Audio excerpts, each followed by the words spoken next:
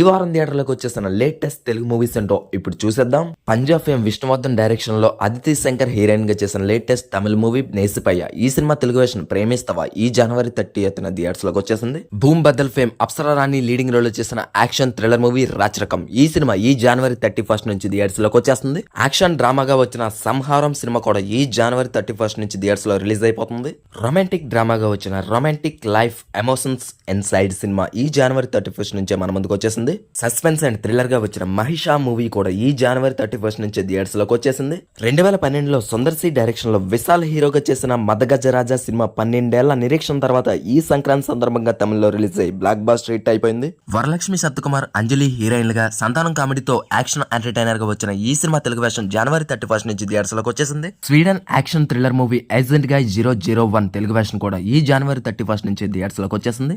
ఇక ఫైనల్ గా రొమాంటిక్ డ్రామాగా వచ్చిన rhythm of love feel the heart beat cinema ఈ ఫిబ్రవరి 1 థియేటర్స్ లోకి వచ్చేసింది.